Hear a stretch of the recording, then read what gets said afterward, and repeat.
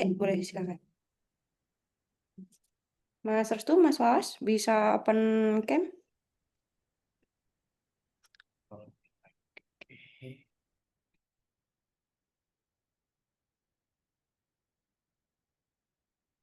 Achievement of cam, oke. Tapi Mas Wawas bisa open mic kah nanti?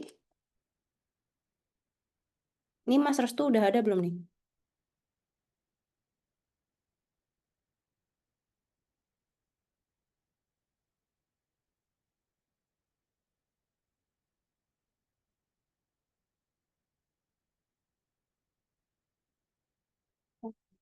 Oke, aku sambil share screen dulu ya.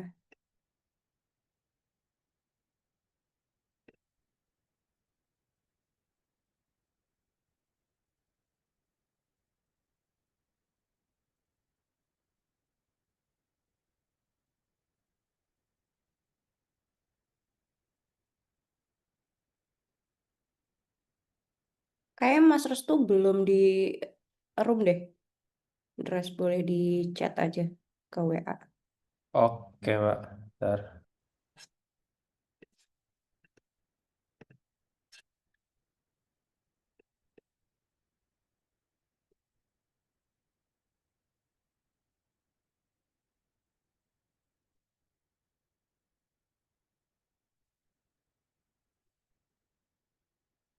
Share screen-nya sudah aman kah? Aman, Mbak. Ya, oke. Di Mas Wawas share screen-nya aman kah? Boleh dibalas open mic atau ini ya? Oke, aman ya. Sip. Tuh Mas Restu udah masuk juga tuh. Oke, sip. Di share screen-nya Mas Restu sudah aman?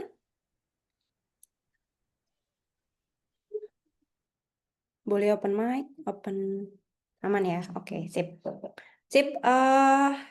Oke, teman-teman, thank you yang udah join buat hari ini. Nah, jadi hari ini kita mau bahas yang namanya Product Requirement Documentation. Nah, ini sebenarnya komponen yang sangat penting juga di tiap development ya. Soalnya apa? Soalnya kalau ini tuh anggapannya tuh jatuhnya tuh kayak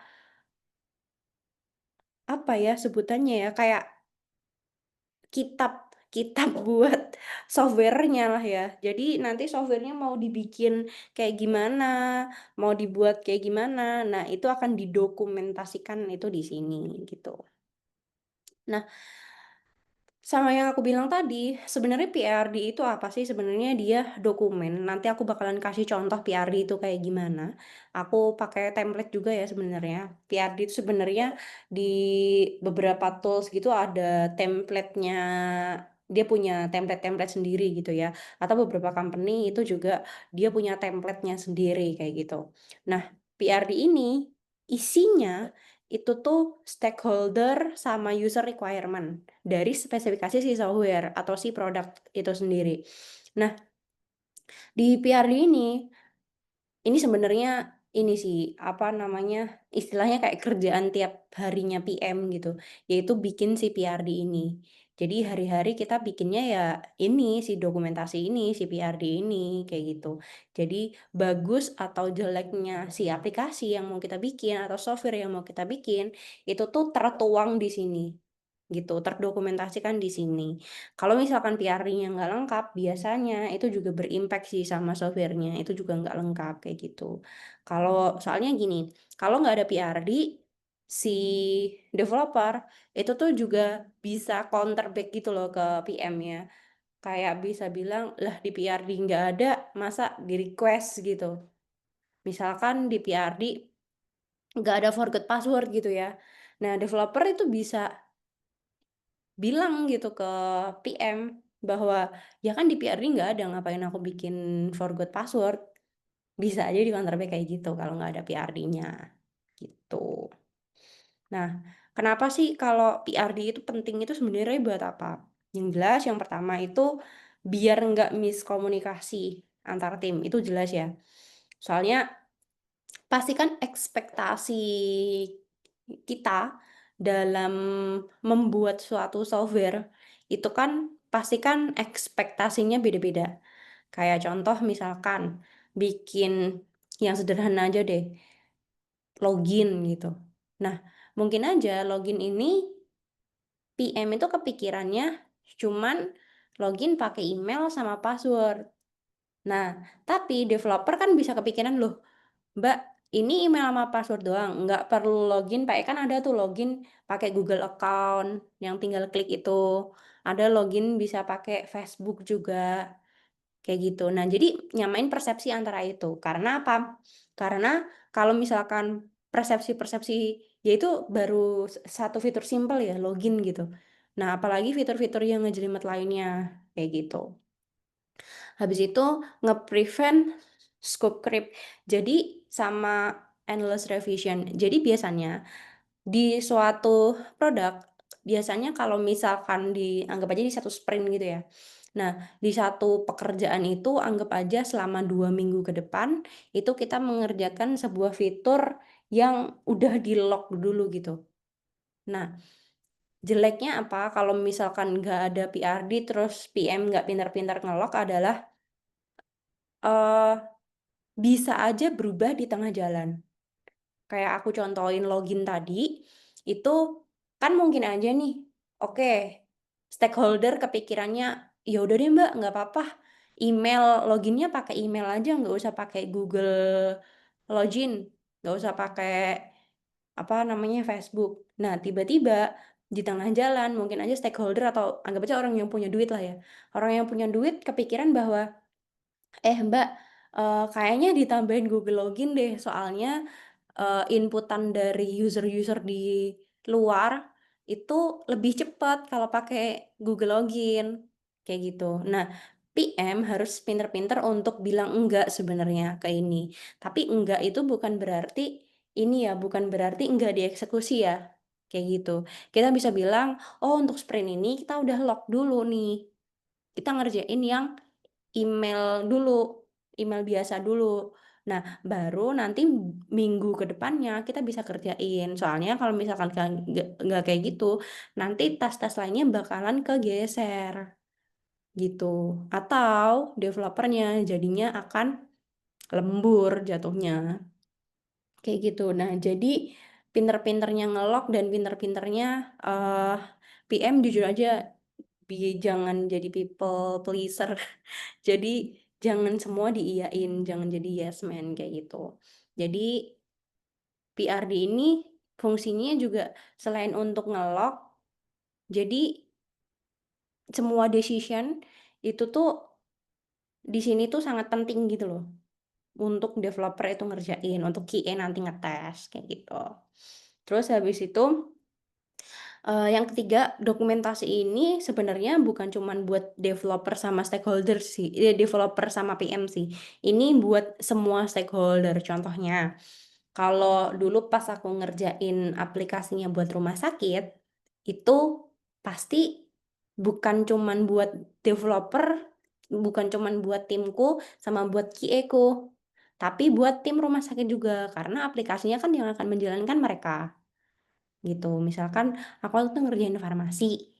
Nah, jadi orang-orang farmasi akan ini nih, akan menggunakan dokumen ini. Jadi bahkan kalau sebelum dokumen ini disahkan, kayak, "Ya udah ini mulai nih sprint-nya," kayak gitu. Nah, pihak yang tadi farmasi yang aku sebutin, ini farmasi ini udah harus approve juga nih, udah harus tahu gitu. Ini tuh akan dibuat gimana nih aplikasi, biar apa? Biar nanti apa yang terjadi di operasional, in real case-nya, itu tuh nggak mengganggu gitu loh. Jangan sampai ada sistem tapi malah mempersulit, kayak gitu. Nah, yang terakhir, ya jelas lah ya, biar visinya itu sejalan antara semua stakeholder, kayak gitu. Nah, sampai sini ada yang mau ditanyain dulu? Atau ada yang bingung? Baru 2 nih, what sama why. Atau case-case tertentu, silahkan Mas Restu, Mas Fawas. Iya, saya Mbak Dia. Boleh. Udah masuk Oh, ya suaranya? aman, aman. Ya, ini case-nya seperti ini, Mbak Dia. Mm-mm. Eh, ini kan project manager, itu kan di perusahaan IT ya yang kita bicarakan. Mm-mm. Ya, ini kondisinya saya sekarang itu sebagai programmer full stack yang notabene bekerja di suatu instansi kependidikan pondok pesantren. Ah, Nah, itu tidak semua job desk di PM itu bisa diimplementasikan di sana. Misal tadi dalam perancangan itu kan ada komunikasi antara si peminta aplikasi dengan PM. Nah, kadang itu si peminta aplikasi itu cuman menjelaskan secara global. Jadi PM itu ini pandai-pandainya merincikan globalnya itu. Nah, ketika sudah jatuh di saya sebagai programmer, nah itu terkadang ketika sudah sampai di fitur reporting itu ternyata si klien itu mintanya reporting yang sangat kompleks. Dan di awal itu ada kolom-kolom atau ID-ID yang itu belum masuk ke inputan. Nah, mm. hal-hal seperti itu untuk menangani itu seperti apa Mbak Dia? Oh, I see. Oke. Aku kasih juga di real case contoh langsung biar kegambar juga ya. Nah, eh, kan aku sekarang lagi ada proyekan sama BPD Boyolali tuh. Nah, Iya. Badan Keuangan Daerah Boyolali. Nah, di situ biasanya kalau proyek pemerintahan kayak gitu, itu tuh bakalan skupnya kemana-mana. Sama kayak tadi, kemana-mana tuh maksudnya kompleks, ya kan? Tapi sekompleks apa kita kan nggak tahu. Nah, kebanyakan itu tuh kan ya udah Mbak bikinin aja gitu kan. Iya, betul. Ya udah Mbak bikinin aja kayak gitu. Nah, solusinya adalah mau nggak mau aku harus ke sana tanya sama satu penanggung jawabnya, dua orang yang mau make aplikasinya. Bener-bener dibikin satu meeting gitu, Mas. Nah, satu meeting itu bahas 5W plus 1H. Kita kayak jadi jurnalis gitu. Jadi fungsinya ini buat apa? Kenapa dibikin? Gimana cara bekerjanya sistem ini dari A sampai Z? Isi fieldnya apa aja? Terus habis itu ada nggak data pendukungnya? Itu semua aku minta. Nah, di caseku adalah aku kan pasti butuh semua fieldnya dong. Karena ini aplikasi untuk keuangan gitu, pasti kan tricky kan. Nah, aku butuh semua database-nya. Biar apa? Biar kolomnya itu benar-benar semua, karena itu udah ada sistem sebelumnya, terus mau dibikin baru gitu loh, mau dibikin refreshment Hmm. gitu loh. Nah, aku minta semua database-nya. Kalau case-nya ini belum ada database-nya, kita tanya nih satu-satu, kolomnya ini apa? Nah, bener-bener kolomnya, oh oke, kalau kalau dia nggak mau ngasih kolom nih ya, nah kita bikin dulu nih misalkan 5 kolom gitu. Kira-kira gitu, kita kira-kira. Nah, terus habis itu kita konfirmasi ke sana. Nih 5 kolom, udah oke belum 5 kolom gitu.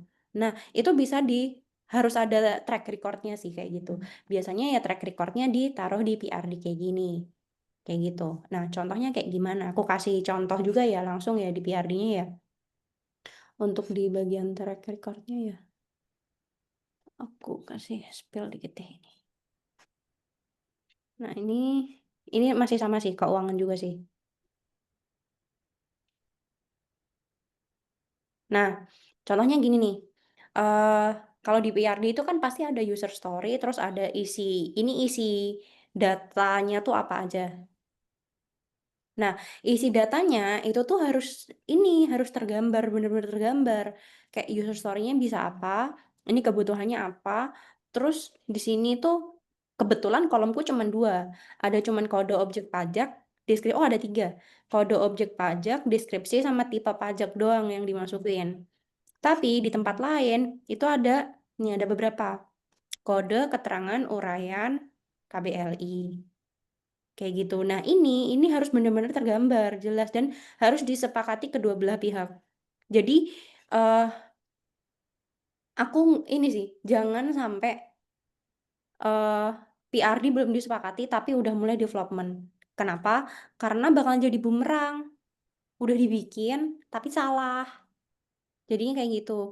Pokoknya harus terdokumentasi bahwa iya PRD ini udah di review sama yang pihak yang make ya. Soalnya apa? Kalau nggak di review sama pihak yang make kan kita juga nggak akan pakai aplikasinya kan. Yang make kan bukan kita cuman bikin gitu. Nah, jadi eh kayak misalkan ini bahkan kayak respon gagal, respon berhasil itu juga kita harus definisikan kayak gitu. Sort datanya by apa nih? Kan ada sort data gitu. Nah, kayak gitu sih. Ini tombol. Ya bisa, iya bisa dipahami Mbak Dian. Cuman itu berarti dokumentasi kesepakatan itu ini ya, dalam bentuk kesepakatan yang terlampir di dokumen ditandatangani gitu atau modelnya seperti apa? Apa cuman lisan toh? Enggak, jadi bentuknya yang aku iniin tadi adalah si PRD ini. Nah, jadi PRD ini di bawahnya itu ada tanda tangannya. Oh gitu. Heeh. Jadi di bawahnya ada tanda tangannya eh, yang merepresentasikan, oh ya wes Ki, aku oke. Yang bagian ini, misalkan yang tadi tuh kolomnya kan jadinya dia oke-nya cuma 3 dong.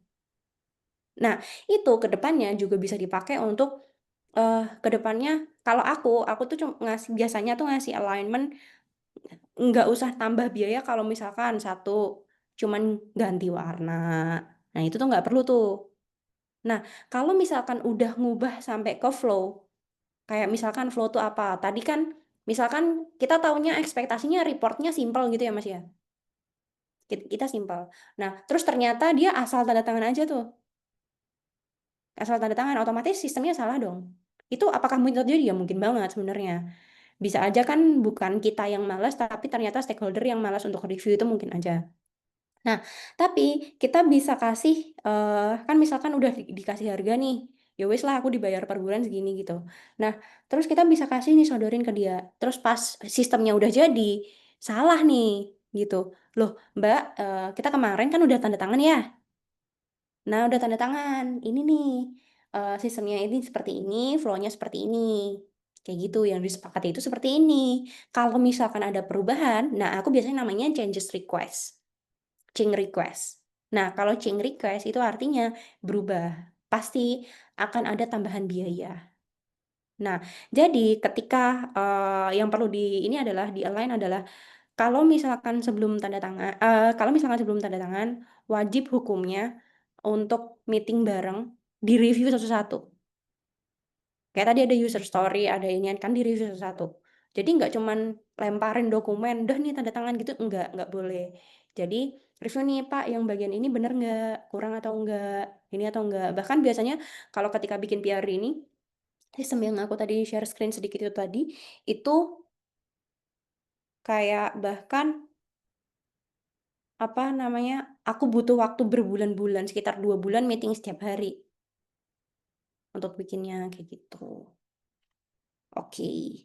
eh Terus, sudah terjawabkah? Atau masih ada part yang bingung? Aman ya? Oke. Terus aku lanjut. Nah, biasanya tools, sekarang tools ya. Tools yang bisa dipakai buat PRD yang tadi, Google Docs. Kalau Google Docs mah simple ya. Maksudnya semua orang bisa make. Semua orang bisa make. Mau projectnya di pemerintahan, mau projectnya di sekolah, mau projectnya di mana, itu relatif mudah untuk dipakai.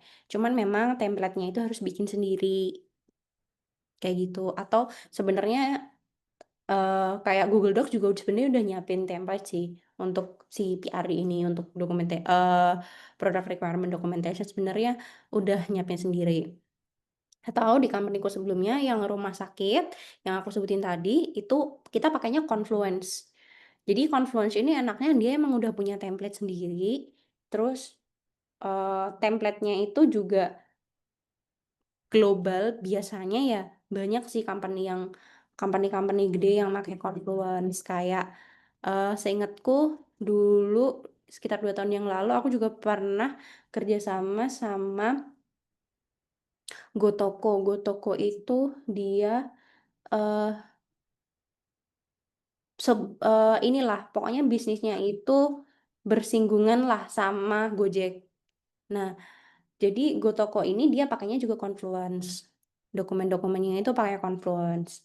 Terus eh tapi Confluence ini berbayar. Jadi dia jadi satu sama Jira gitu. Tapi enak sih, kayak user friendly, UI-nya itu enak banget untuk dilihat kayak gitu. Atau bisa Notion. Notion juga apa user interface-nya juga lumayan oke. Cuman kalau aku lebih suka pakai Confluence sih sebenarnya daripada Notion. Cuman jadi project-project tertentu kayak tadi nih, tergantung nih kalau misalkan apa namanya kliennya cukup pakai Google Docs, ya soalnya kan dokumen itu yang memudahkan klien aja kan, kayak gitu. Jangan kita eh, memaksakan gitu, oh pokoknya pakai Confluence nih, pokoknya pakai Notion gitu. Iya, kalau misalkan kliennya kesusahan pakai Confluence ngapain? Dia kan harus nge-review dokumen juga gitu loh. Nah, justru yang paling penting adalah si aplikasinya jalan sesuai sama yang dia mau gitu. Aplikasinya dipakai gitu. Nah, eh best practice-nya adalah keep it clear. Jadi kudu jelas ya tadi ya, bahkan sampai ke level kolom-kolomnya. Tadi misalkan kolomnya aku kan cuma 4. Nah, sebelumnya ini kan tadi kan versinya sudah 1.1 ya. Nah, kalau yang apa namanya? Misalkan 1.0 itu versionnya itu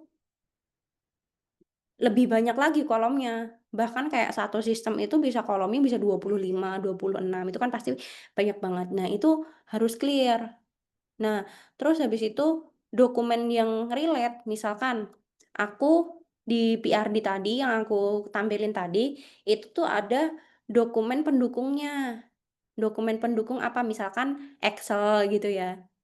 Nah, Excel-nya itu bisa diupload ke Google Drive, habis itu dilingin ke specific user story. Nanti bakalan aku ajarin juga cara bikin user story-nya. Specific user story yang berkaitan. Jadi misalkan eh tadi kan aku ada data berupa 3 kolom gitu ya 3 kolom. Nah, di kan ada pajak, uraian sama apa tadi deskripsi atau apa gitu. Nah, di situ kan 3 itu kan mungkin aja aku butuh contoh data dong, kayak tipe pajak gitulah. Aku ngawang-ngawang nih mikir tipe pajak bentuk model datanya gimana? Apa angka doang atau ada huruf? Nah, itu kan penting juga tuh. Pasti kan programmer kan juga harus tahu kan, ini aku setnya apa? Huruf doang, angka doang atau gimana? Nah, yang related kayak gitu itu direlatein ke specific user story kayak gitu. Sama harus solve the problem kayak yang aku bilang tadi. Kalau misalkan itu tuh apa ya eh nggak align sama masalah yang ada. Nah, kayak contoh nih, kayak aku kasih case punya Mas Restu tadi juga ya. Nah, kalau Mas Restu tadi case-nya itu kan eh apa namanya, kliennya mintanya yang ini nih, yang lebih rumit gitu reportingnya. Nah, kita bisa ngasih suggestion ke kliennya, misalkan kliennya budgetnya cuma sedikit, mungkin aja terjadi. Atau apa namanya, kita bisa ngasih suggestion, oh Pak, ini nih nggak bisa Pak kalau misalkan sekali dibikin. Kalau sekali dibikin waktunya lama, satu waktunya lama, dua yang ngerjain itu juga nggak bisa dengan budget segini. Nah, kita kasih jalan tengah. Gimana kalau kita bikin versi 1.0 sama nanti kita bisa pakai nih Pak versi 1.1. Jadi 1.1 dibikin ya nanti ajalah budgetnya kita pikirin nanti. Kayak gitu. Nah, jadi kita bisa ngasih suggestion kayak gitu. Sama kayak proyekku yang lagi aku jalani sekarang di tadi yang di BKD. Nah, di BKD dia itu juga complicated banget. Banyak banget karena itu sistem yang udah dari tahun zaman dulu sampai sekarang. Itu kayak pajak bumi bangunan gitu loh. Nah, itu kan pasti complicated banget kan. Nah, aku pas meeting ke sana saking complicatednya. Nah, itu tuh aku ngomong ke mereka langsung, mereka punya satu Excel gitu. Satu Excel yang isinya tuh fitur-fitur yang aplikasi sebelumnya lah. Nah, itu aku bener-bener tanya satu-satu nih. Oke, Pak ini aku ngomong langsung, Pak ini nggak bisa kalau misalkan dipakai di sekali development, ya kan? Aku ngomong, Pak kalau misalkan ini sekali development rada dadi Pak. Aku langsung to the point gitu. It- Soalnya kalau misalkan kayak gitu kita bisa 3 tahun developnya, kayak gitu. Nah, kalau misalkan mau, gimana kalau 1.0 dulu nih, 1.0 dulu nih versinya. Nah, terus kita sepakati nih, oke Pak, yang versi 1.0 apa dulu nih Pak? Oh oke Mbak, 1, 2, 3, 4, 5, sampai banyak lah, kayak gitu. Nah, itu jadinya proses developmentnya yang tadi kira-kira 3 tahun, itu jadi setahun, kayak gitu. Nah, jadi mau nggak mau, karena biasanya memang permintaan klien itu kan selalu aneh-aneh ya, kayak di Krusty Krab ya, selalu aku mau ini permintaan klien walaupun permintaannya aneh-aneh kalau di Krusty Krab kan gitu ya. Nah, cuman kalau misalkan nggak ada budgetnya ya ngapain gitu. Jadi sebenarnya satu, keep it realistis. Jadi PM harus keep it realistis, harus pintar-pintar buat manage ininya, manage bilang iya dan tidak ke klien. Soalnya apa? Soalnya eh, nanti palang pintunya kasihan developernya yang ngerjain, kayak gitu. Gitu. Nah, untuk berapa nih? Eh Tools, documentation, best practice, ada pertanyaan dulu nggak terkait dengan tools, documentation best practice atau yang lain?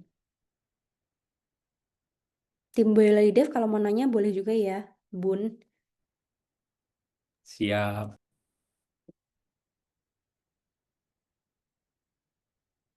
By the way, aku nanya dulu nih, di OI ada ada juga nggak? Gimana kalau di sana? Oke, aku jelasin dikit. Kalau di O itu ada PRD-nya, jadi setiap spek itu tuh dibuatin ininya ya, dibuatin apa dokumennya gitu kan ya Mbak. Nah, terus eh, tetapi pada akhirnya yang ngedetailin secara teknikalnya kan tentu kan developer gitu. Jadi mungkin dari apa kalau di O itu cuman ini speknya kayak gini gitu.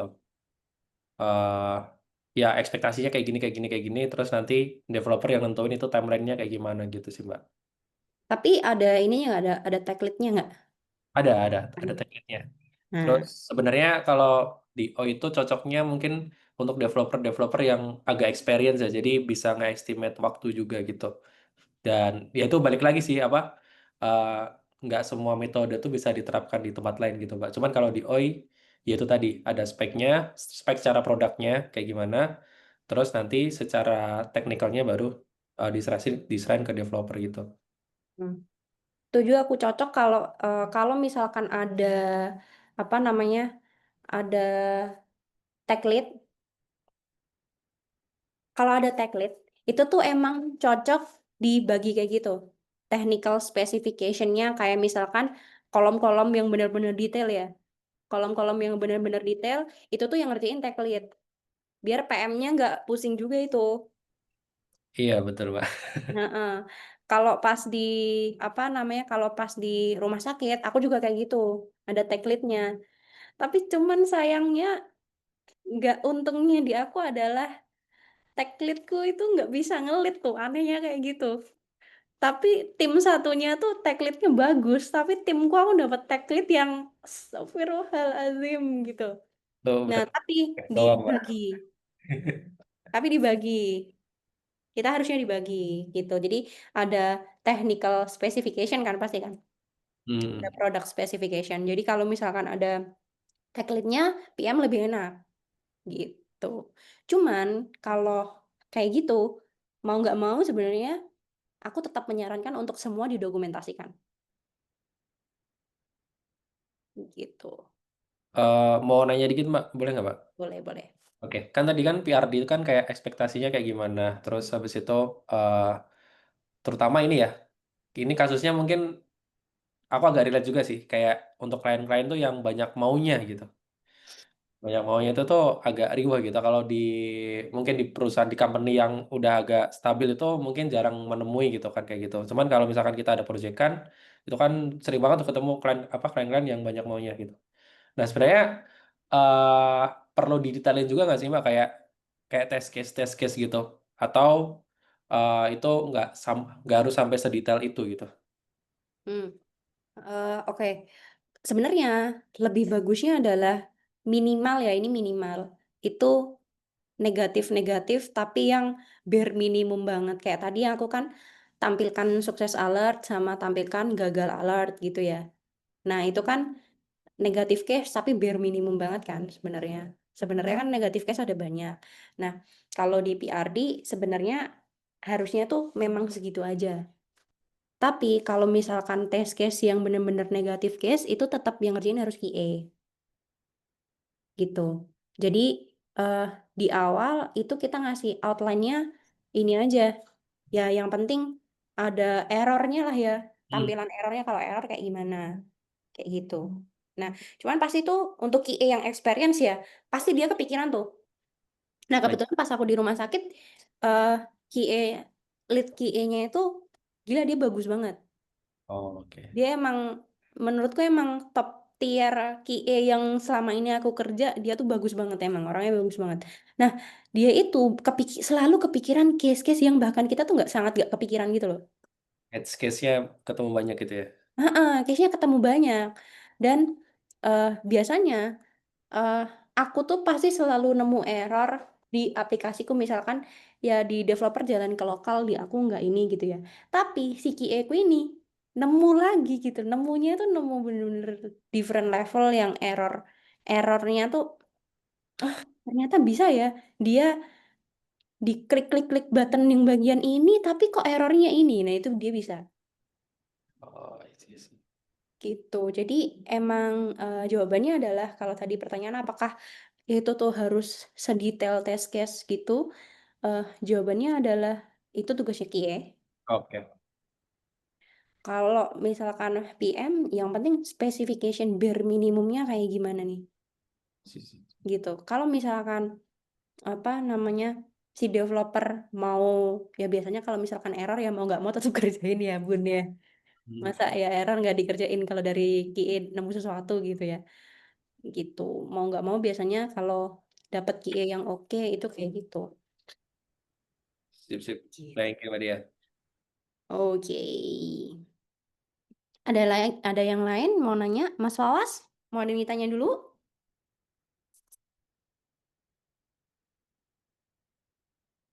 By the way, kalian sambil minum, sambil makan boleh ya?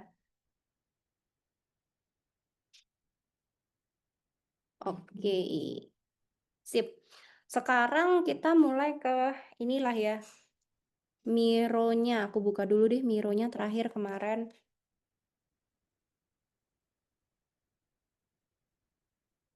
Oh iya, ini deh terakhir. Masih ada satu lagi.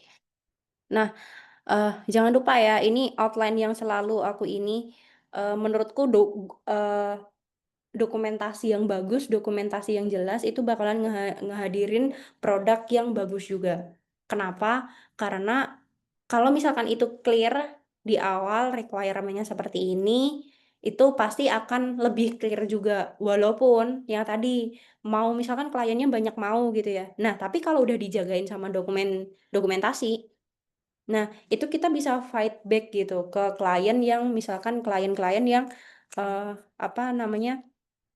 Misalkan nih tiba-tiba berubah di tengah, ada tuh kayak gitu klien berubah di tengah, terus eh apa namanya, itu kita bisa fight back dengan si dokumentasi yang jelas, dokumentasi yang lengkap kayak gitu. Tapi untuk bikin dokumentasi yang lengkap yang jelas itu tuh memang butuh effort yang lumayan. Karena apa? Karena kan kita harus ngobrol nih ke banyak orang, ngobrol dulu ke developer juga, kira-kira possible nggak nih gitu. Untuk part-part tertentu kalau misalkan hal itu belum kita kerjain ya mau nggak mau aku harus nanya ke developer. Kalau part-part yang aku udah pernah kerjain sebelumnya kan aku nggak perlu nanya ini possible atau enggak kan. Nah, kalau part-part tertentu PM masih nanya ke developer, ini possible nggak sih untuk dilakuin gitu? Atau ini nggak possible nih buat dilakuin nih kayak gini. Nah, kalau nggak possible kan nggak mungkin juga dipaksa ya, kayak gitu. Dah, sekarang kita mari buka Miro yang sebelumnya.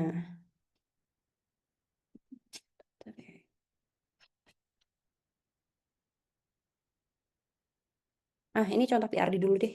Nah, ini PRD, template-nya dari Google Docs punya. Jadi Google Docs itu bahkan dia udah bikinin template punya PRD. Kalian tinggal search aja template-nya product requirement gitu. Itu langsung nemu.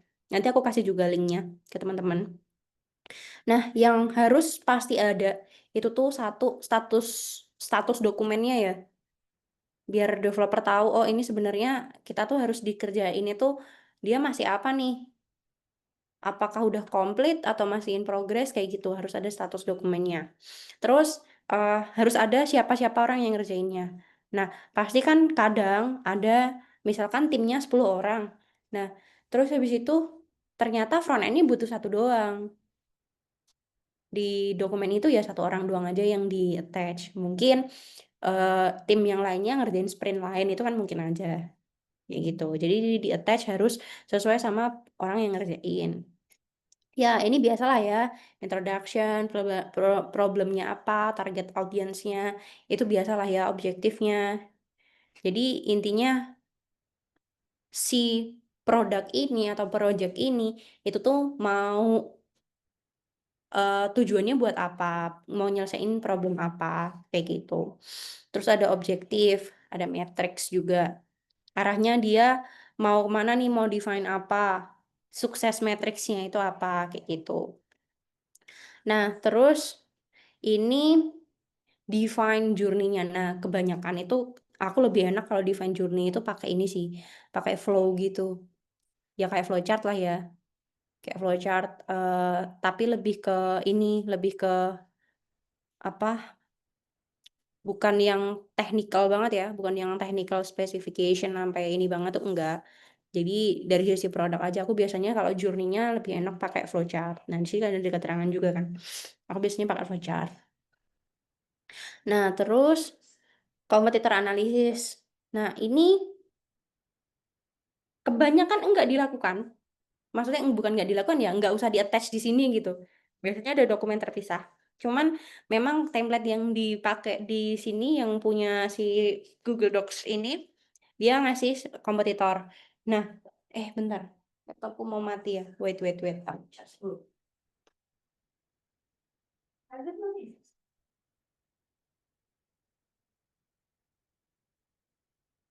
Nah, jadi eh buat si kompetitor analisis ini biasanya di attach-nya itu nggak di sini. Biasanya di attach-nya itu di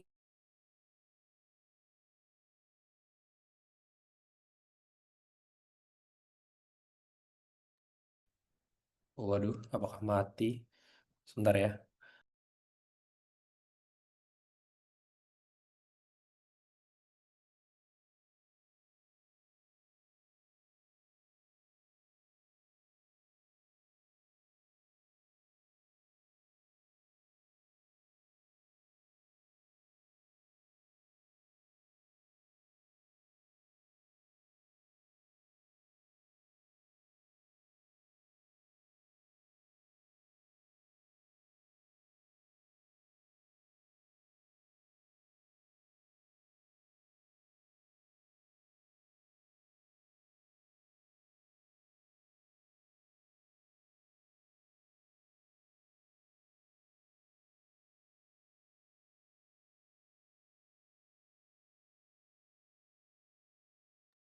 Sebentar ya, ini Mbak Dia ada isu teknikal alias mati. Baterainya habis tiba-tiba. Ini. Ini Mas Restu kita pernah ketemu nggak ya Mas? Sebelumnya? Iya, iya pernah Mas. Dulu awal-awal kita Itu ya? ini Meeting ya? pertemuan perdana itu. First meet up itu ya? Iya. Oke. eh, Nah, sekarang tinggal di mana Mas? Ya masih tetangganya sampean tuh Oh di iya, Mas. Karageneng. Gitu. Aku sering ini loh, Mas. Sering ke Ruat, BTW. Iya toh. Iya, kan itu, Mas. Tinggal ngesot. Ini berarti masih itu ya, Mas? Apa? Kalau nggak salah di pondok pesantren atau mana gitu nggak sih, Mas? Dulu tuh. Iya, Bener ya? saya di Pondok Pesantren Al Nah, Irsyad Tengaran. oh iya, iya. Ya ingat dikit lah, Mas. Perlu recall soalnya akhir-akhir ini ketemu banyak orang jadinya, oh, ini pernah ketemu atau enggak. Tapi kalau Mas Restu nggak asing gitu kan. Masya Oh, Allah ini event-eventnya Boyolali Dev itu Masya Allah. Ini admin-adminnya tuh perlu diapresiasi. ya makasih loh, Mas. Ini kita sebenarnya sambil jalan aja sih. Keren, keren. Sambil jalan terus ya ada aja jalannya gitu. Ya. Sekarang ini ya, sering collab sama Seven Smart ya. Ya, Seven Smart 2 kali ini sih Mas, 2 kali ini terus eh, masih ini ya apa berhubungan baik lah kita sama Seven Smart tuh sering tektokan juga sama Mas Oni ya. Mas Oni. Dulu Ya. saya kerja di situ. Oh iya Mas, berapa Iya, tahun? alumni situ. Dari tahun berapa ya? 2019. Pokoknya awal awal diriin itu ini. Saya Iya. tuh di coach Mas Oh, Oni itu pertama kali. oke oke. Oke, nanti kita lanjut lagi obrolannya Mas. Ini udah ada Mbak Dia. Siap. Silakan Mbak Dia, apakah sudah aman isu teknikalnya? Ntar. Masih di mute, Mbak? Oh. Ah, oke. Sorry, Oke. sorry ya. Pas banget Iya. habis 1%, aku juga nggak ngeh. Baterai gue tinggal 1%. Sorry, sorry ya. Oke, kita tadi sampai ke kompetitor ya. Nah, terus habis itu kita langsung ke requirement ya. Ini biasanya requirement ini yang eh apa sih paling inilah ya paling menentukan arahnya itu mau kemana gitu. Oke, sekarang aku mau kita aku contohin dulu ya. Kita praktek bikin user story. Nah, user story itu gimana sih kok? Kenapa kok dinamain user story?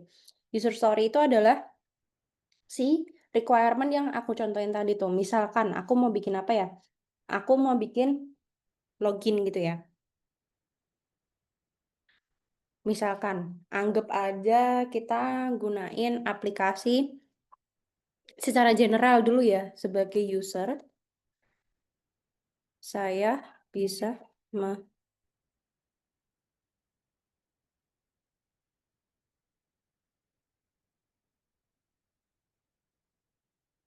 sebagai user, saya bisa login ke dalam aplikasi.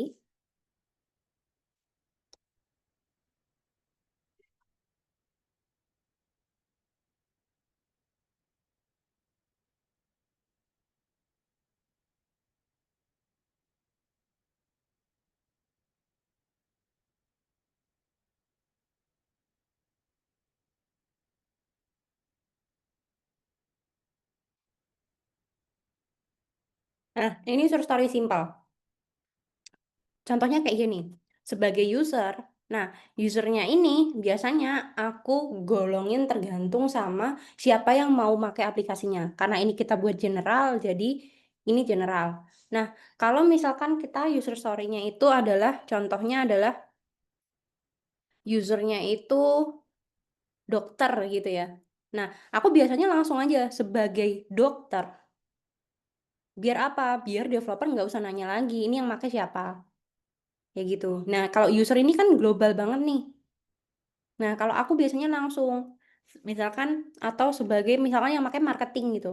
Ya pasti akan sebagai marketing, kayak gitu. Nah, sebagai user, ini karena kita global, saya bisa login ke dalam aplikasi dengan menggunakan email dan password. Nah, ini jelas nih dua aja, email sama password. Nggak perlu Google ini ya. Nah, kecuali kalau misalkan panjang Mbak gimana, nggak cuman email sama password. Ya udah dibikin global. Misalkan gini, sebagai user saya bisa menggunakan email dan password menggunakan login login ke dalam aplikasi, ininya dihapus aja.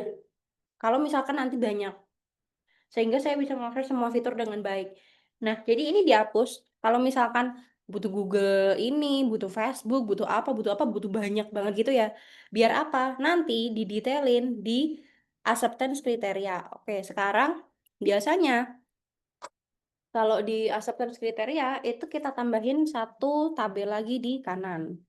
Aku tambahin ya, satu tabel di kanan.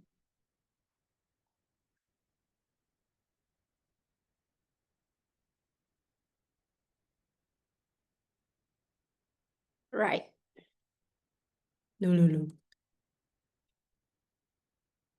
Kita kecilin dulu. Kecilin. Tambahin satu tabel. Nah, ini biasanya namanya acceptance kriteria. Nah, acceptance kriteria ini biasanya isinya apa? Biasanya isinya, anggap aja ini nggak ada deh. Dengan menggunakannya nggak ada. Nah, kayak gini. Nah, ini aku akan isi sistem akan login menggunakan, nanti di bawahnya pasti aku tulisin satu email dan password, terus ada lagi Gmail atau Google Login, Facebook. Nah, terus aku pasti juga akan ngasih negatif case. Berikan sukses alert apabila sistem berhasil login. Sama berikan alert gagal apabila sistem gagal login. Kalau misalkan mau lebih detail lagi, itu biasanya dikasihnya kayak gini. Dengan wording, koma, dengan wordingnya kita tentuin sekalian. Gini, kayak misalkan email atau password. Kalau ini sukses ya, gini aja, login berhasil. Ya udah ya, ini isinya cuma login berhasil doang. Terus kalau misalkan sistem yang gagal, dengan wording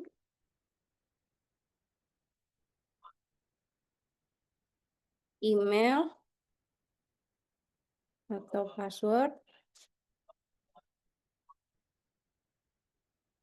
salah, silahkan coba lagi. Nah, yang perlu di ini adalah kalau biasanya sistem login kayak gini ya, yang perlu diperhatiin adalah kalau misalkan kita ngasih ngasih apa namanya ini detail banget kayak gini, jangan sampai kayak misalkan seakan-akan ada tuh. Ini sebenarnya hal simpel ya. Cuman bisa bikin apa namanya? Seakan-akan kita nggak aware sama privasi seseorang. Nah, jadi misalkan gini, tiba-tiba sistem udah tahu eh oh yang salah itu email gitu. Maksudnya udah tahu passwordnya apa namanya? Emailnya bahkan di Google aja itu dua gitu loh, entah entah password atau email yang salah. Jadi biar misalkan gini, apa namanya yang salah itu passwordnya nih, emailnya udah bener. Misalkan passwordku Enita Ayudea gitu. Nah, terus habis itu passwordku salah. Nah, sebenarnya sistem itu kan juga udah tahu nih Enita Ayudea passwordnya apa gitu kan. Nah, tapi kita lebih baik adalah untuk melindungi untuk ini ya, privasi ini juga lebih baik dua-duanya. Biar seakan-akan kita nggak tahu kedua hal tersebut gitu. Itu tuh sebenarnya di encrypt gitu. Iya emang bagusnya di encrypt untuk dari sisi user untuk ininya. kayak gitu. Jadi email atau password. Jadi itu hal simpel, hal sepele, cuman apa ya? Kadang terlewatkan kayak gitu. Nah, yang paling penting adalah sebenarnya eh apa namanya hal ini. Ini priority P0, P1 gitu. Aku biasanya priority-nya dikasih aja ini high, medium gitu. Ya namanya login ya. Ini harus dibikin. Kalau nggak dibikin kan ini ada yang biasanya apa namanya low atau ya udah dikerjainnya nanti aja kayak gitu. Nah, sampai sini ada yang mau ditanyain dulu sebelum kita praktek langsung. BTW, kalau yang mau makan, makan aja ya. Aku juga mau makan soalnya. Ada yang mau ditanyain dulu?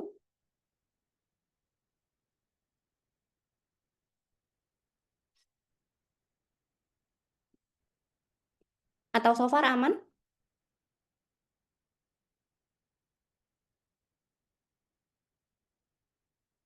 Aman ya. Oke, sekarang ini terkait sama requirement. Udah nih. Oh ya, terus yang kadang terlewat juga itu adalah non-functional requirement. Non-functional requirement itu gimana? Misalkan eh performance-nya ini tuh bakalan sejauh apa nih? Ya kan? Soalnya biasanya beda apa namanya beda server pasti beda speed. Misalkan kita cuma pakai server yang speknya tuh berapa gitu kan pasti beda speed. Nah, performance ini juga harus di ini. Ini biasanya kelewat juga. Oke, misalkan aplikasi bisa diakses less than 2 detik gitu. Nah, jadi kan kalau kayak gitu butuh specification. Ininya kan ketahuan nih, pasti orang tech bakalan tahu nih specificationnya kayak gitu. Nah, terus habis itu di bagian timeline, ini juga penting sih. Ini timeline. Jadi misalkan dari tanggal berapa sampai tanggal berapa ini dibikinnya. Kayak gitu. Ini question biasa sih, tanya jawab. Gitu. Terus coba sekarang aku share ini ya, everyone with the link. Terus editor. Nah, kemarin kan teman-teman udah punya masing-masing ini tuh, masing-masing aplikasi yang mau dibikin. Nah, boleh dibuka itu Google Docs-nya. Kalau misalkan udah aman, udah bisa dibuka, boleh ini ya, boleh kasih apa ngomong di chat aman Mbak gitu ya.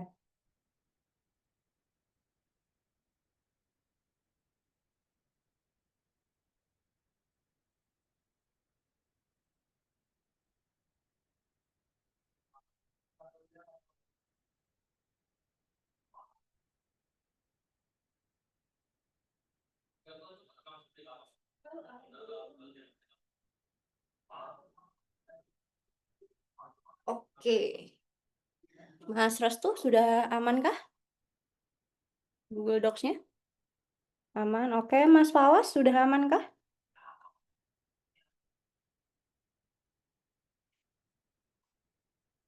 Bentar. Oke. Ini yang ikut masuk, Indras ikut masuk ya? Iya, Mbak, ikut-ikut. Oke. Sama kita buka yang waktu itu Mironya kali ya kita buka dulu. Sama buka Miro yang waktu itu ya. Bentar, mana nih Mironya?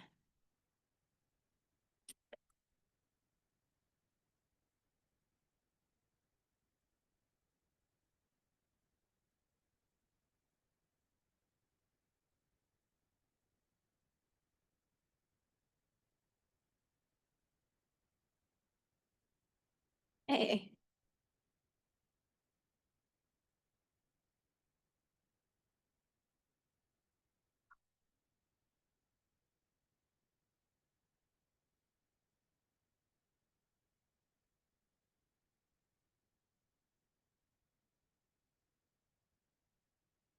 Oke, sama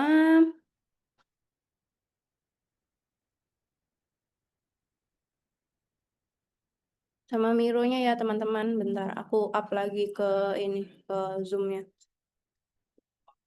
Oke, aku share screen lagi.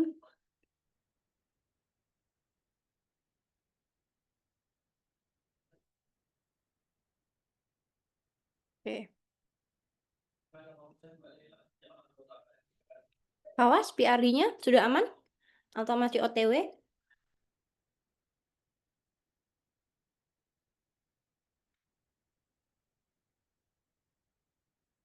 Aman ya? Oke, kita ke ini dulu ya. Ke Mironya dulu ya.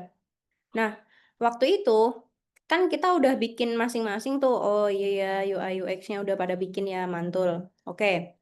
Nah, di sini kita kan udah bikin ininya ya. Kita kan udah bikin apa namanya?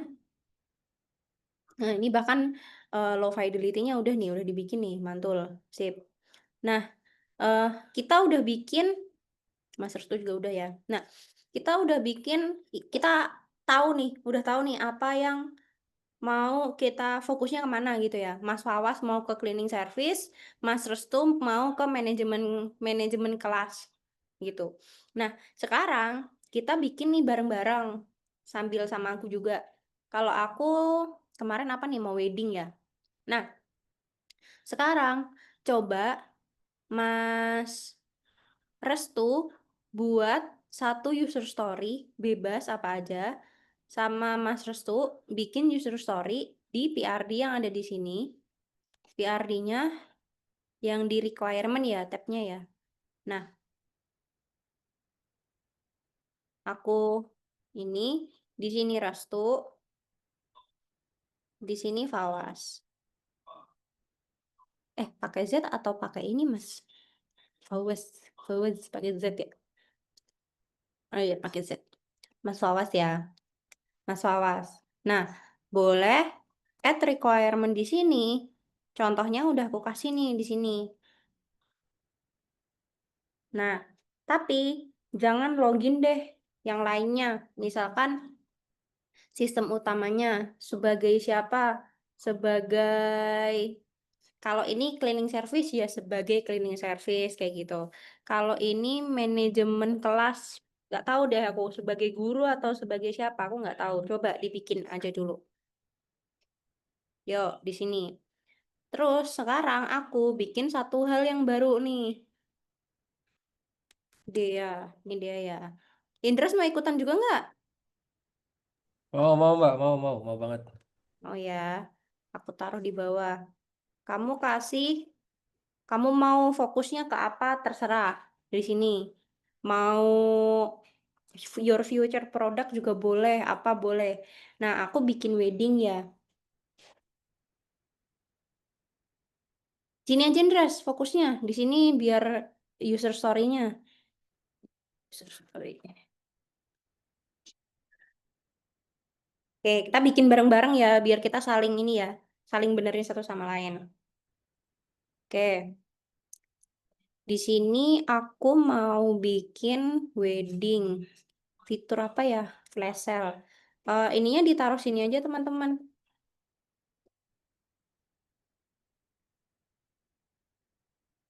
Kalau user story-nya,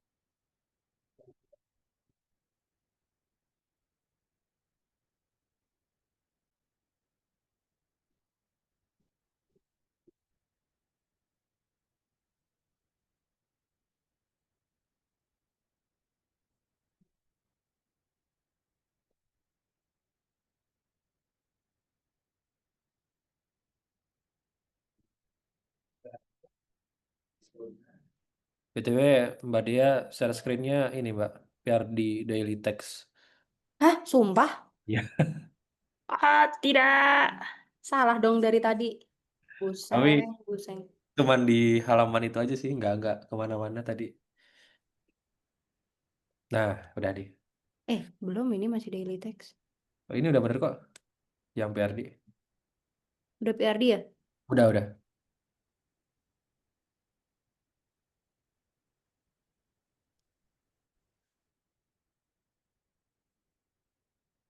Oke, flash.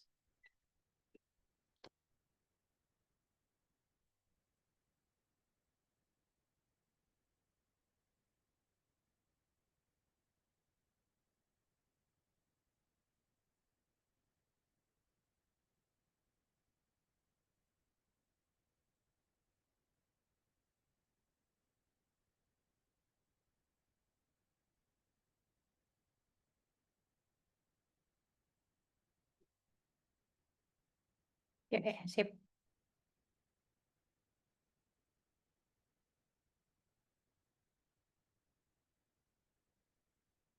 Indras mau bikin CPNS, oke. Atau mau ini juga, Indras? Mau shift karir? Nope. Sepertinya orang-orang yang ini ya, nggak cocok ya.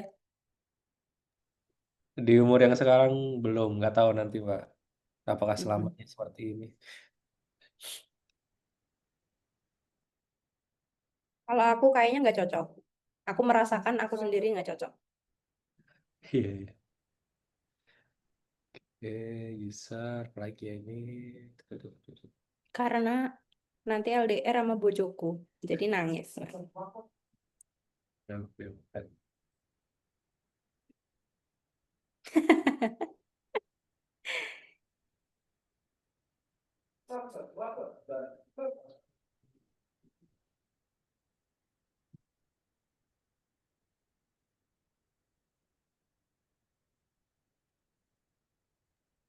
Emang kenapa kalau CPNS jadi LDR, Mbak? Kalau penempatannya nggak ini, Oh, ya kan? Itu sih. yang single-single aja ya jadi ya.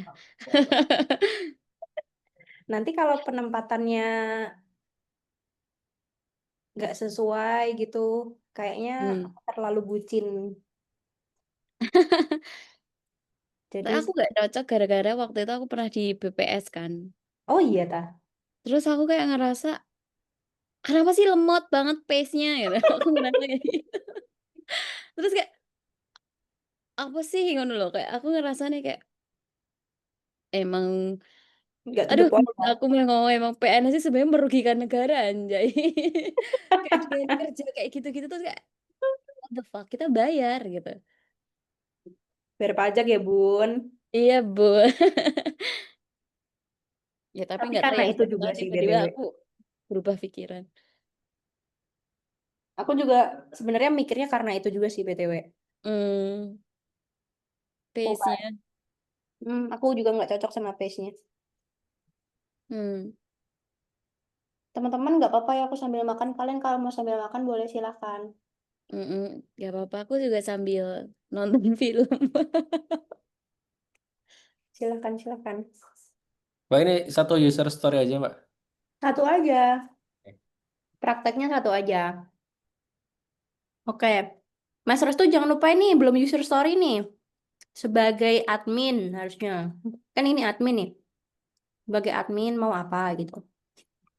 Oke. Indras nih kayaknya udah selesai. Boleh jelasin dulu, Indras. Sebelum ke yang lain. Ya ini sebenarnya simpel sih. Sebenarnya kalau sebenarnya ini apa kepikiran buat platform untuk belajar CPNS gitu, simpel kan ya. Tapi mungkin nanti advance-nya tuh mau ditambahin AI gitu. Nah, cuman di sini tuh cuman ngambil satu user story ya, di mana user tuh bisa milih gitu jawaban yang ada gitu. Jadinya di sini user story-nya itu sebagai pembelajar, saya bisa memilih jawaban dari pilihan yang ada dan mengetahui jawaban yang benar tuh yang mana gitu. Terus acceptance kriterianya itu menampilkan pertanyaan dan pilihan jawaban. Terus habis itu dapat memilih jawaban yang tersedia. Semua jawaban bisa dipilih gitu.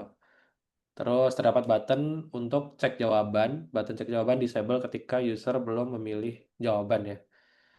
Atau dihilangkan gitu atau di hide. Nah, garis besarnya gitu. Terus habis itu terdapat informasi mengenai jawaban yang benar gitu ketika user ngeklik cek jawaban gitu. Itu simpel sih user story-nya.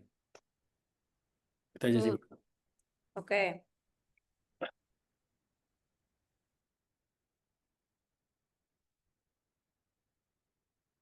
Oke, sekarang kita kita bedah dulu user story-nya ya.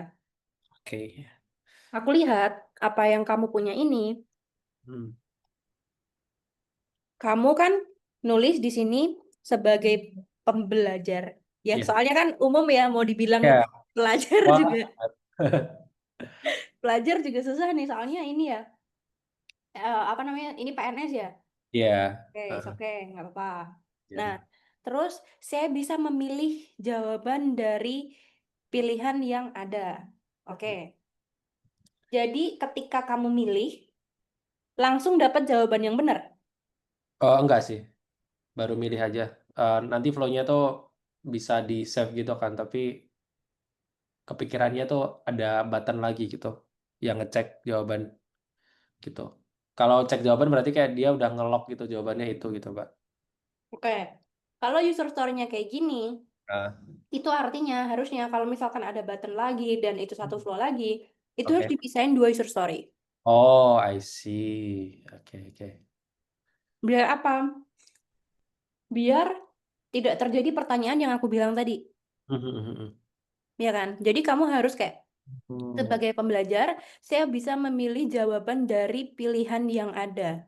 Sehingga pembelajar bisa menentukan jawaban yang tepat gitu aja oke. Oh, I see.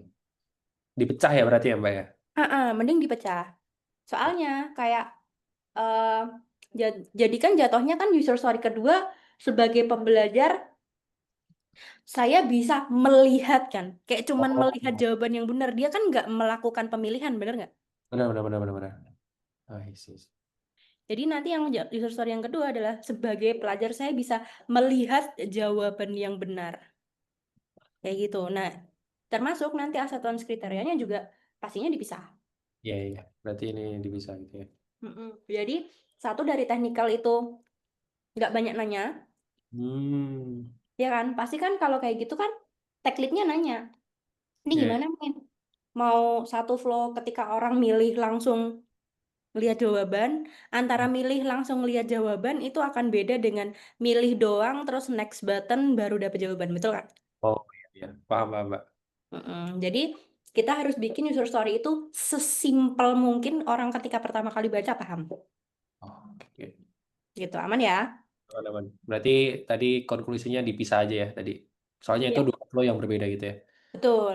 Jadi untuk eh, jangan sampai flow di user story itu bertumpuk. Oh, oke. Itu catatan penting. Mm-mm. Lagi Mbak Dea. Oke. Terus sekarang Mas Fawas bisa open mic boleh dijelasin?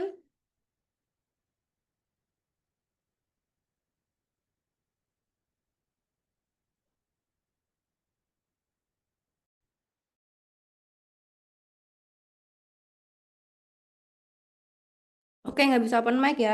Aku bantu ini deh. Aku bantu untuk apa namanya? Bacain ya. Oke, sebagai pengguna, saya bisa melihat kategori layanan cleaning service yang disediakan, sehingga saya bisa memilih layanan yang dibutuhkan dengan cepat. Oke, ini nggak bertumpuk nih, udah satu user story yang align. Saya bisa melihat kategori layanan service yang disediakan. Oh, oke. Aku ketika baca sekali, aku udah paham nih. Jadi pengguna bisa melihat layanan untuk cleaning service. Melihat kategori aja, udah dia ngeliat kategori kayak gitu. Kategori aja, jadi ini simpel. Terus habis itu, user story-nya, beranda menampilkan daftar layanan kategori. Menampilkan layanan terpopuler, pengguna dapat memilih kategori dengan melakukan tab di satu kategori layanan. Nah, yang belum ada adalah ini detail di kategorinya. Mau nampilin apa? Kayak di sini aku nampilin ada nama produk sama sama harga produk. Nah, kalau kategori Mas Wawas mau nampilin apa? Coba ditambahin. Kalau nama kategori itu mungkin ini kali ya. Nama kategori sama gambar gitu. Ini gambar kecil gitu.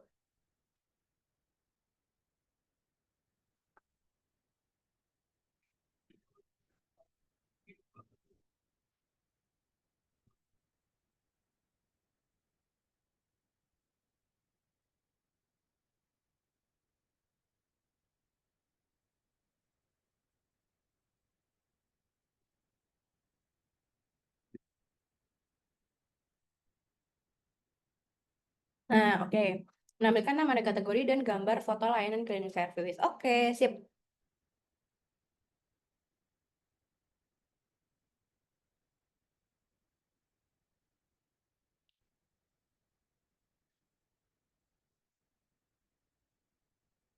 Sama kurang satu.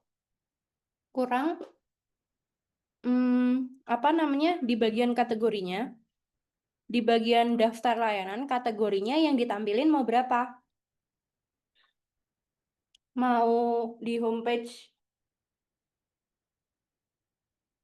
mau kayak 5 kategori aja, atau kalau misalkan nanti di detail kategori baru banyak.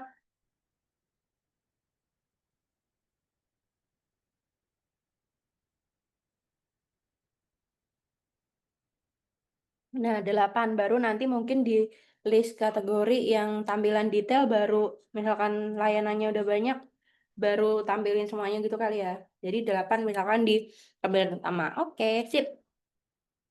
Udah bagus Mas Fawas. Oke, boleh Mas Restu, boleh dijelasin.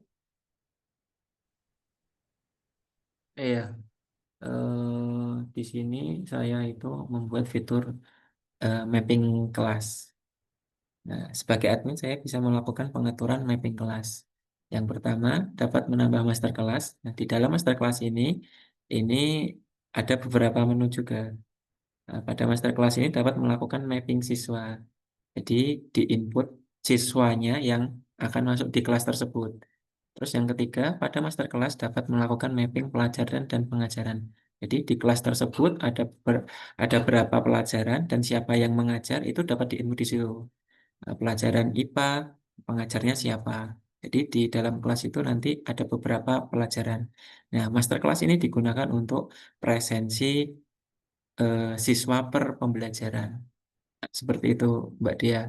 Cuman ini saya nggak pernah bikin user story, jadi mungkin pada fitur ini ada beberapa fitur yang mungkin harus dipisahkan. Seperti itu, Mbak Dia.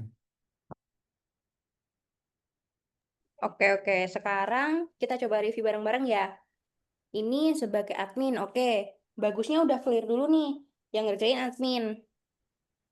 Jadi kalau misalkan di sini ditulis sebagai user, admin kan sebenarnya juga user juga ya. Nah, kalau misalkan sebagai user gitu bakalan bikin bingung. Tapi kalau sebagai admin itu udah clear. Nah, terus habis itu saya bisa melakukan pengaturan mapping kelas. Hmm, oke. Mungkin bisa ditambahin gini ya.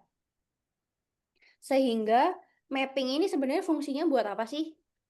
Sehingga kelas yang di ini lebih apa gitu. Misalkan lebih clear, lebih apakah mappingnya gunanya buat apa? Jadi sehingga apa gitu ditambahin. Di sini kan ada nih, sehingga saya bisa membeli produk dengan harga yang lebih murah. Karena flash sale ya aku pengennya lebih murah. Nah, Mas Restu, mapping kelas mau lebih apa nih? Mau lebih tertata, teratur, atau apa? Atau bisa juga kadang bisa to the point. Eh, misalkan kelas sehingga kelas bisa urut dari abjad A sampai Z itu kan mungkin aja. Nah, kayak gitu kan ekspektasi kayak gitu kan yang bener-bener harus di ini kan. Nah, terus Sekarang acceptance kriterianya dapat menambah master kelas. Pada master kelas dapat melakukan mapping siswa, input nama siswa. Pada master kelas dapat melakukan mapping pelajaran, input preferensi siswa master kelas. Oke, menambah master kelas. Habis itu pada master kelas dapat melakukan mapping. Oh iya, ini user story-nya harusnya acceptance kriteria dari berbagai macam user story sih. Nah, biasanya ini harusnya Mas Restu fokus ke ini aja, fokus ke mappingnya aja. Kalau misalkan master kelas, ya ini user story master data, Mm-mm. master data kelas. Nah, terus habis itu dapat melakukan mapping siswa, input nama siswa. Oh, ini jadinya pertama input siswa dulu, habis itu input pelajaran, habis itu input pengajar gitu, urutan gitu ya? Iya, jadi dibuat dulu master kelasnya, misal master kelas A. Nah, ketika masternya sudah ada, nah nanti kan masuk ke master kelas A. Nah, di master kelas A ini siswanya siapa aja di input. Mending itu kita jelasinnya biar orang lebih gampang terbayang adalah proses mapping adalah urutannya dulu nih. Di sini apa tadi? Oh, tapi nambah master ini masuk di mapping ya. Itu hal yang lain tapi namanya juga master. Jadi kalau master itu memang harus user story terpisah. Soalnya kalau master Hmm, kan pasti ada CRUD dong, ada create, read, update, delete kan. iya, betul. Gak mungkin Berarti nggak di delete. berarti di user story ini ya, semisal di halaman tertentu itu ada beberapa fitur. Berarti itu fitur itu dipecah satu-satu ya. Betul. Nah, misalkan ini nih, proses mapping adalah input nama, terus input pelajaran, terus apa lagi? Input pengajar, terus habis itu digunakan untuk input presensi siswa. Input presensi. Nah, ini nih, mending prosesnya di ini aja. Kalau kayak gini, ini kan lebih ini kan, orang baca sekali. Kalau gini kan jadinya lumayan panjang untuk mengertinya. Nah, kalau ini bisa langsung nih. Proses mapping adalah input nama, input pelajaran, input pengajar, input presensi. Nah, Hmm. baru biasanya didetailin kayak gini nih. Misal, input presensi, input pelajaran. Nanti baru tuh, misalkan data ya, belum bicara soal data. Bentar. Nah, ini data mapping terdiri dari mungkin aja ada nomor urut, mungkin aja. Terus habis itu ada nama pelajaran. Bener nggak sih ada nama pelajaran? Mas Restu. Mapping apa dulu? Ini Jadi kan mapping yang mau dibikin Mas Restu. eh Ada apa aja isinya? Boleh ditambahin. pelajaran sama ini mapping ini anak ini saya boleh share screen nggak sih? Oh, boleh, boleh, boleh. Silahkan, silahkan. Biar tergambar ya, Pak. Aman Mas, silakan Mas. Udah ya, udah share ya, Udah, udah. udah ya, udah ya, ini udah tampil ya. Mm-mm. Ini tampil. Nah, ini ini biar tergambar. Sebenarnya ini sebuah aplikasi yang udah jadi. Cuman untuk menjelaskannya itu ada kendala untuk menjelaskannya. Nah, jadi kan di sini di sini kan ada mapping kelas. Misal ini kita nambah tingkatan satu nama kelasnya ini aja. Nah, ini ketika kita udah nambah master kelas, jadinya akan seperti ini. Nah, di dalam fitur mapping kelas ini ada eh, mapping siswa. Nah, jadi di dalam kelas itu ada siswa siapa aja nih. Nah, kemudian di dalam kelas ini juga bisa eh, mapping pelajaran. Di dalam kelas itu tuh pelajarannya apa aja, siapa yang mengajar. Nah, itu jadi satu kesatuan master kelas. Nah, master kelas ini digunakan untuk apa sih? Digunakan untuk eh, presensi. Nah, jadi di dalam kelas tadi itu tuh ada 3 pelajaran yang sudah di mapping. Nah, kemudian itu kita lakukan presensi. Nah, jadi siswa yang ada di kelas tersebut, saya akan melakukan presensi pada pelajaran tersebut. Nah, seperti itu Mbak Dia gambarannya. Hmm, oke. Nah, kalau kayak gini, per prosesnya itu emang harus ada user story-nya. Oke, sekarang boleh aku share screen? Oh, boleh, boleh. Oke ya. Aku share dulu nih.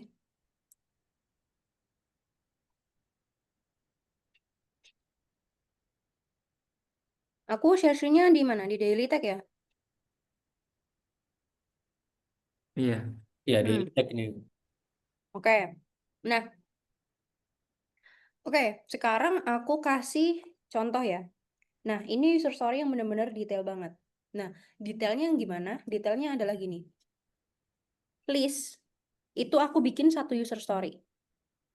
List itu dia menampilkan apa? Kode, keterangan, uraian, pengurutannya gimana. Terus habis itu create. Proses create harus aku bikin satu user story juga.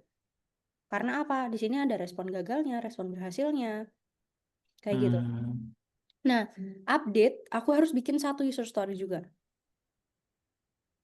Nah, di sini update kan pasti ngubah data ya. Kadang tuh ada tuh pas create datanya itu nambahnya 4, tapi yang diedit itu misalkan kode nggak bisa diedit, cuman bisa diedit keterangan uraian. Kayak gitu kan mungkin aja. Kode nggak boleh diubah gitu kan mungkin. Nah, makanya itu harus dipisah antara create sama update.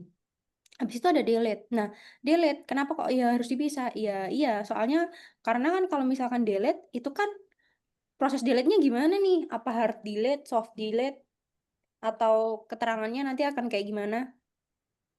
Nah, tadi itu kan Pak proses yang panjang ya, yang dijelasin sama Hmm. Mas Restu ya. Nah, Iya. itu memang benar-benar harus dijadikan sendiri-sendiri, satu persatu, Hmm. gitu. Nah, jadi user story yang kita punya, yang tadi tuh, sebentar, aku share screen yang punya kita tadi ya. Nah, ini, yang kita punya ini benar-benar satu ini aja, kayak Satu tahu, fitur gitu tak ya. bahkan bukan satu fitur, benar-benar salah satu proses dari fiturnya, Oh. gitu. Nah, aku kasih contoh punyaku yang flash sale yang aku barusan bikin tadi. Nah, di flash sale, aku cuma ngomong, sebagai pembeli, saya bisa mengakses list produk flash sale. List kan cuma satu nih, list aja. Nah, padahal kalau misalkan flash sale, itu nggak cuma list doang. Dia ada juga detail produk, betul kan? Nggak mungkin dong kita flash sale Mm-mm. nggak ngeliat detail produknya dulu, pasti harus ada detail produknya dulu kan? Nah, makanya di situ eh aku di sini di user story ini aku cuma mau nampilin list sehingga saya bisa membeli produk dengan harga yang lebih murah. Nah, di sini data yang ditampilkan aku mau nampilin data produk, nama produk, gambar produk, sama waktu flash sale aja. Sama di depan itu dia flash sale cuma terdiri dari 5 produk. Cuman gitu aja. Beda lagi kalau detail produk. Nah, kalau detail produk udah pasti ada deskripsi produk. Ya kan? Udah pasti ada deskripsi produk, udah pasti ada eh apanya lagi? Review, ada apa. Nah, itu kan bakalan lebih detail. Kayak gitu. Nah, jadi yang dibikin Mas Restu itu adalah memang harus dipecah-pecah. gitu. Kalau di documentationnya kayak gitu. Soalnya kenapa? Soalnya yang aku contohin tadi, ketika create, ya kita misalkan kita nge-create 5 data gitu ya. Terus update, yang perlu diupdate cuma 3 data, itu sangat mungkin di sebuah sistem. Kayak gitu. Terus pas delete, ya mungkin aja delete-nya soft delete atau apa gitu. Oke, nangkap? Mas Restu? Aman? Iya, iya, nangkap. Berarti itu eh, ini ya, misal tadi kan master ke master kelas ya, itu cuman sampai berhenti di master kelasnya ya. Untuk detail-detailnya itu dibuat user story lagi ya berarti. Iya, betul. Iya, Jadi iya, itu iya. memang benar-benar terpisah. Terpisah. Mm-mm. Karena apa? Hmm, biasanya apalagi kalau misalkan ngasih harga sistem gitu ya, kadang kan CRUD, bahkan CRUD kan kadang ada importnya, ekspornya. Nah, Mm-mm. pasti kan beda kan CRUD sendiri, import, ekspor, itu akan beda gitu. Iya, iya. Kadang bahkan nggak boleh di-delete. Karena apa? Ya mungkin berkaitan sama pajak, datanya emang nggak boleh di-delete. Kayak gitu. Jadi kenapa kok harus benar-benar detail, harus benar-benar ini? Ya, jujur, kegiatan sehari-hari PM ini, kita bisa dibayar, kita kayak, ya kita dibayar karena kita bikin ini gitu loh, in daily, kayak gitu. Apakah itu banyak? Iya. Apakah itu rumit? Iya. Begitu. Aman? Aman. Oke, sip. Next, ada yang mau nanya lagi, teman-teman?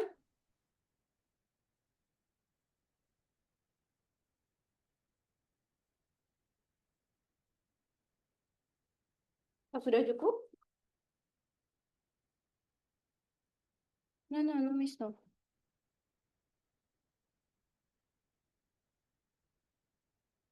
Oke, oh iya, aku mau lihat ini deh Mironya. Mantep nih, ini udah dibikin ya PR-nya ya. Si Mas Wawas itu udah bikin kategori. Mm-mm. Pembersih kamar tidur. Ini. BTW ini Wawas bikin sendiri kah?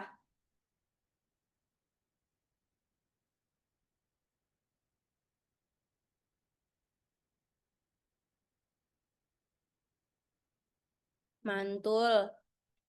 Oke, sip. Bisa nih dimasukin ke LinkedIn. Kalau levelnya udah kayak gini. Nanti di akhir sesi kamu bisa masukin ke LinkedIn. Oke deh. eh Kayaknya itu aja sih teman-teman dariku.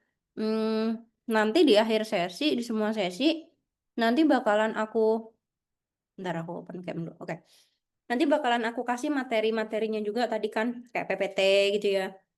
Terus contoh template PRD kayak gitu. Nanti bakalan aku kasihin ke teman-teman kayak gitu. Las, ada yang mau nanya lagi? Atau sudah cukup?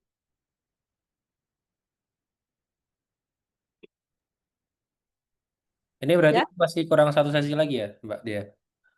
Kurang satu sesi lagi. Oh, Mbak Dia bisanya kapan ya? Hmm, Atau ini menyesuaikan peserta? teman-teman bisanya kapan? Nah itu tuh. Dari teman-teman dulu deh. Atau ini aja. Kalau besok kayaknya aku nggak bisa sih. Weekday gitu. Nanti eh Indra sini aja. Apa namanya?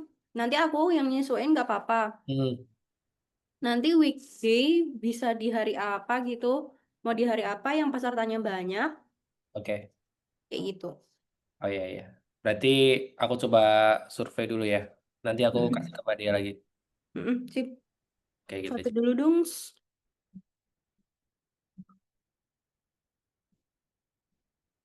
Ntar.